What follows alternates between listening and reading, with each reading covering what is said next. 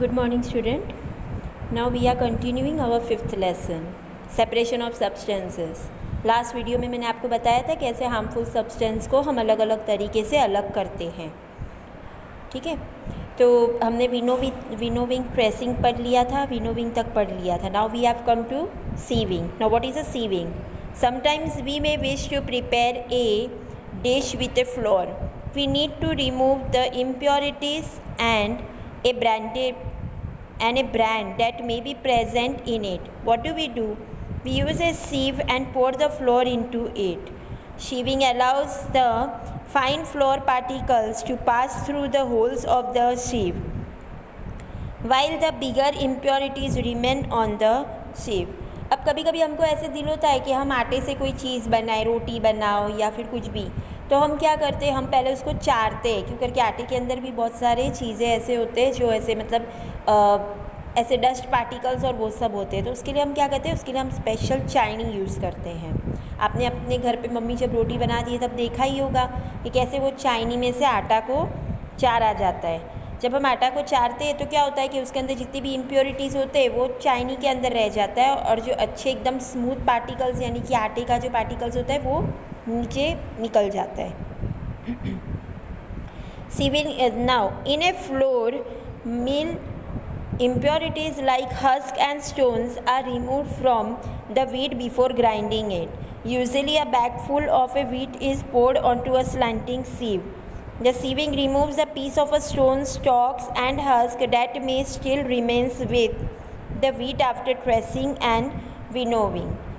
अब बड़े बड़े फ्लोर के जो फैक्ट्रीज़ होते हैं तो वहाँ पर फ्लोर में से इम्प्योरिटीज़ कैसे निकाला जाता है, तो वहाँ पे हस्क है, स्टोन्स है, ये सबको कैसे निकालते हैं, उसको यूजुअली ग्राइंडिंग करते हैं. ग्राइंडिंग करके निकाला जाता है. वहाँ पे तो बहुत बड़ा सीव होता है और उसके अंदर से क्या करते हैं कि सब कुछ निकाला जाता है.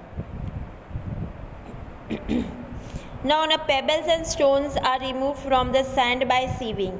To separate the pebbles and stones from the sand. यहाँ पे देखो, आप लोगों ने कड़िया काम करते हैं तब आपने देखा होगा कि कैसे वो रेती को चारते हैं. सैंड को भी चारा जाता है, क्यों करके उसके अंदर पत्थर और ये सब होता है तो उसको भी चारा जाता है. Now activity. Bring a sieve and a small quantity of a flour from the home to the class. Now sieve the flour to separate the impurities in, and now make a fine powder of a chalk pieces and mix in with the flour. Can we separate the flour and the powdered chalk by sieving? Sieving is used when the components of a mixture have a different size. अब आप एक activity कर सकते हो. आपको क्या करना है कि स्कूल में आपको चाइनी लेकर आना है, सीव लेकर आना है. ठीक है, फिर उसमें थोड़ा सा आटा लेकर आना है. आटा के साथ आप एक काम करना कि चॉक का पाउडर भी लेकर, मतलब स्कूल में तो चॉक होते ही है, उसका पाउडर कर देना है. अब आपको वो आटे को और पाउडर, चॉक के पाउडर को दोनों को मिक्स कर देना है. मिक्स करने के बाद आप उसको वो चाइनी के अंदर चारो जिसमें हम आटा चारते हैं. तो क्या आप चॉक के पाउडर को और आटे को अलग कर सकते हो? नहीं कर सकते. वो इसलिए नहीं कर सकते क्यों करके, ध्यान रखना कि जब हम सीविंग करते हैं उसके अंदर वही कंपोनेंट्स अलग होता है जो साइज़ में बड़ा होता है. पाउडर और पाउडर आप दोनों मिक्स करके करने चाहोगे तो वो उससे कुछ नहीं होने वाला, वो सेम ही आएगा, कचरा भी नहीं. के जो पार्टिकल्स बड़े होते हैं ना वही खाली चाइनी में रह जाते हैं, और जो स्मूथ पार्टिकल होते हैं वो सारे नीचे निकल जाते हैं. Now next separation method, sedimentation, decantation and filtration. Now these three also are separation method. जैसे कि sedimentation है, decantation है और filtration है. Sometimes it may be possible to separate the components of a mixture by winnowing and hand picking.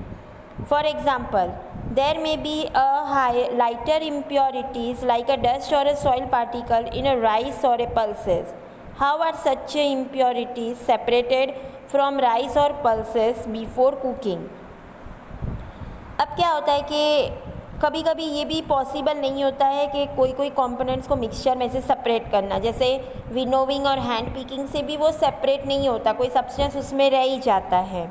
जैसे कि कोई एकदम लाइटर इम्प्योरिटीज़ होगा, डस्ट पार्टिकल है, सॉइल पार्टिकल्स है, मट्टी बोलते हैं ना, छोटे छोटे कांकरी बोलते हैं, वो सब बोलते हैं.